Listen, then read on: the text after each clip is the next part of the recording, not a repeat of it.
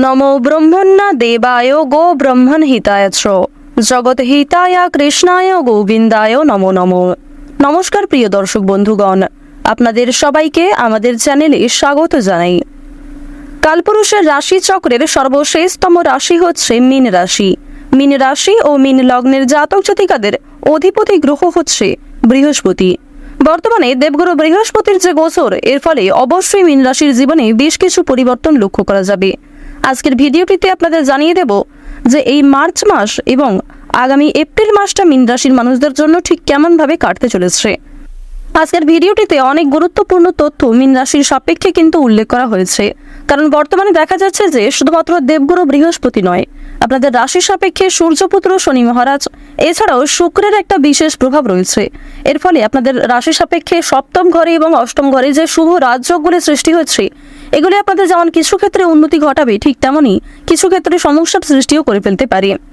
যেমন মীন রাশি ও মীন লগ্নের জাতক জাতিকাদের ক্ষেত্রে প্রথম ঘরে রয়েছে কেতু, দ্বিতীয় ঘরে কিন্তু সম্পূর্ণভাবে রয়েছে মঙ্গলের শুভ গোচর। দ্বিতীয় ঘরে মঙ্গল থাকার কারণে আপনাদের পারিবারিক বিভিন্ন সমস্যা দূরীভূত হবে। সম্পর্কের দিক থেকে যারা বিভিন্ন সমস্যায় ভুগছিলেন তাদের জন্য সময়টা খুবই অনুকূল হবে।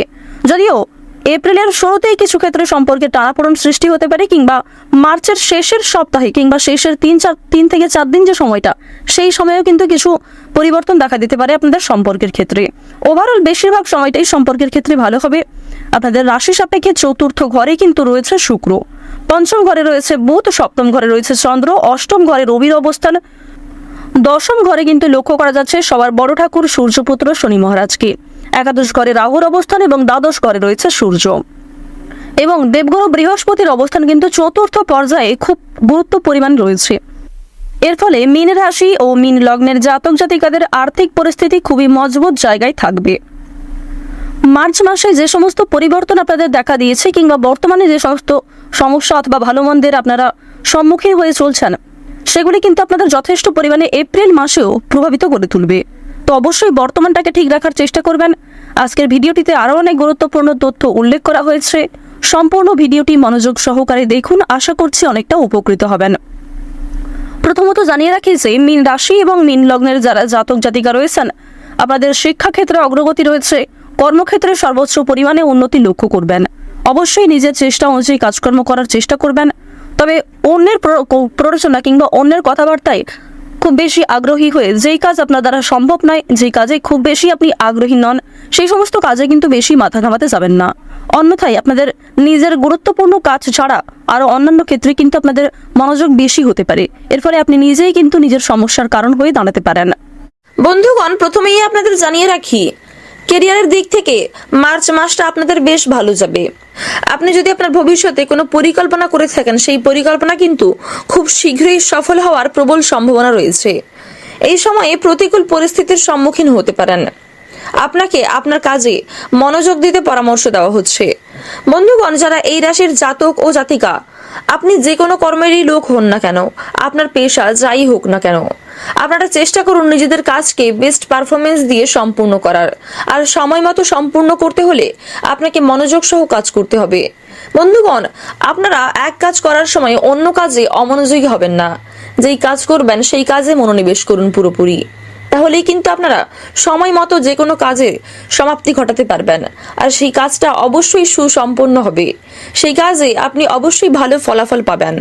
বন্ধুগণ, আপনারা যারা এই রাশির জাতক, বিশেষ করে আপনারা যারা চাকুরিজীবী, আপনারা কিন্তু উচ্চপদস্থ কর্মকর্তাদের সঙ্গে ভালো সম্পর্ক বজায় রাখার চেষ্টা করুন।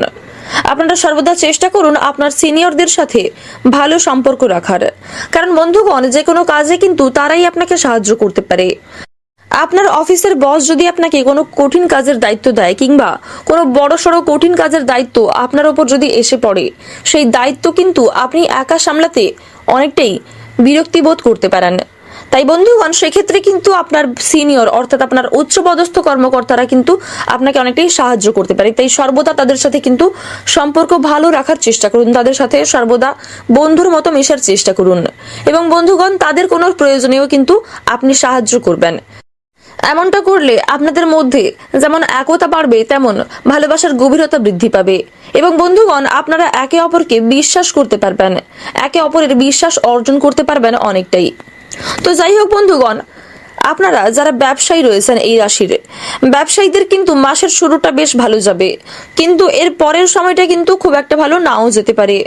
মাসের শুরুতে কিন্তু আপনারা বেশ মোটা অঙ্ক লাভ করতে পারবেন। বড় কোনো অর্ডার আপনাদের কাছে আসতে পারে, যেখান থেকে আপনারা বেশ মোটা অঙ্ক কামাতে পারবেন। তবে বন্ধুগণ, মাসের মাঝখান থেকে শেষ অবধি সেই সময়টা কিন্তু আপনাদের ব্যবসায়ীদের জন্য খুব একটা ভালো হবে না। বন্ধুগণ, আপনারা যারা দিন মজুরের কাজ করেন, অর্থাৎ আপনারা যারা প্রত্যেক দিন কঠোর পরিশ্রমের মাধ্যমে সামান্য কিছু অর্থ উপার্জন করেন, তারাও কিন্তু এই মাসে অনেকটা লাভবান হতে পারবেন। তবে মাসের শেষের সময়টা আপনাদের জন্য খুব একটা ভালো নাও হতে পারে। তবে বন্ধুগণ, এ বিষয়ে আপনারা বেশি চিন্তিত হবেন না। আপনারা ভগবানের উপর ভরসা রাখুন এবং সর্বদা মা লক্ষ্মীর কাছে প্রার্থনা করুন। সেক্ষেত্রে অবশ্যই আপনি সম্পত্তির দিক থেকে, অর্থাৎ অর্থের দিক থেকে লাভবান হতে পারবেন। অর্থের দিক থেকে মা লক্ষ্মীর কৃপায় আপনার কোনো রকম সমস্যা দেখা দেবে না। বন্ধুগণ, আপনারা যারা বিনিয়োগ করার কথা ভাবছেন, অর্থাৎ কোনো ক্ষেত্রে হয়তো আপনার খুব বড় পরিমাণের বিনিয়োগ করার পরিকল্পনা করছেন, সেখান থেকে হয়তো আপনারা এমনটা আশা করেছেন যে ভবিষ্যতে আপনি সেখান থেকে বেশ মোটা অঙ্ক লাভ করতে পারবেন। তবে বন্ধুগণ, আপনাকে কিন্তু এমন পরামর্শ দেওয়া হচ্ছে, অবশ্যই বিনিয়োগ করার আগে সমস্ত দিক ভালো করে বুঝে নেবেন। আর শুধু এখানেই শেষ নয়, আপনারা চেষ্টা করুন অর্থ বিনিয়োগ না করার। যদি প্রচুর পরিমাণে কোনো ক্ষেত্রে অর্থ বিনিয়োগ করার থাকে, তাহলে অবশ্যই এমন পরিকল্পনা আপনারা তৎক্ষণাৎ বাতিল করুন। আর বন্ধুগণ, যদি লটারির দিক থেকে আপনাদের অর্থ বিনিয়োগ করার থাকে, তাহলে কিন্তু আপনারা অবশ্যই বিনিয়োগ করতে পারেন, তবে তা সীমার মধ্যে রাখুন। আনলিমিটেড ভাবে আপনারা লটারি কাটতে যাবেন না। আর বন্ধুগণ, লটারি কাটার আগে যেদিন আপনারা লটারি কাটবেন, সেদিন নিজেদের দৈনিক রাশিফল সম্পর্কে জেনে নেবেন, কারণ সেখানে আপনারা জানতে পারবেন আপনাদের শুভ রং, শুভ দিক, শুভ সংখ্যা এবং শুভ সময়, এই সমস্ত বিষয় বিবেচনা করেই কিন্তু তারপরে আপনারা লটারি কাটবেন। তো বন্ধুগণ, তার জন্য আমাদের চ্যানেলটি অবশ্যই সাবস্ক্রাইব করে রাখুন। এখান থেকে আপনারা দৈনিক রাশিফল এবং মাসিক রাশিফল জানতে পারবেন। তো যাই হোক বন্ধুগণ, দৈনিক রাশিফলের সাথে আপনার শুভ রং, শুভ দিক, শুভ সংখ্যা, এই সমস্ত বিষয় মিলিয়ে কিন্তু তারপরে আপনারা লটারিতে অর্থ বিনিয়োগ করতে যাবেন।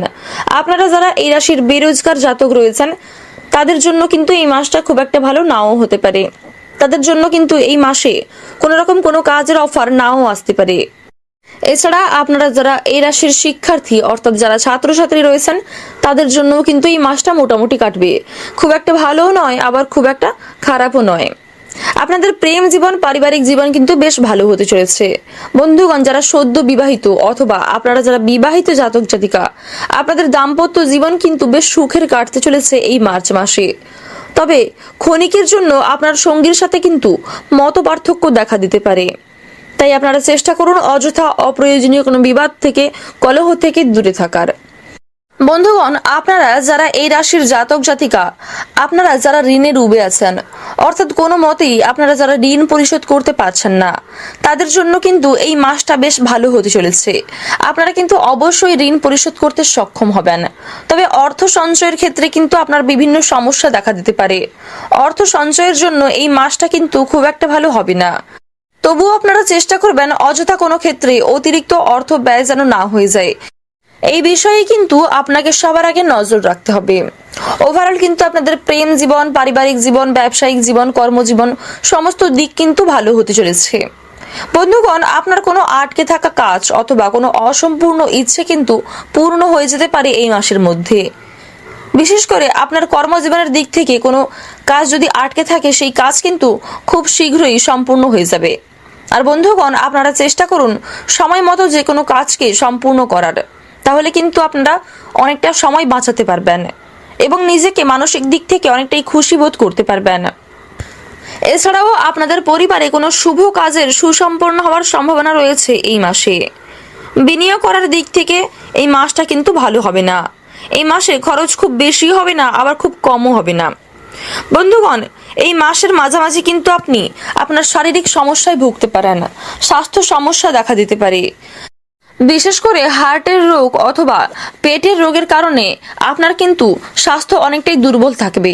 সে বিষয়ে আপনাকে সর্বদা সতর্ক থাকার পরামর্শ দেওয়া হচ্ছে।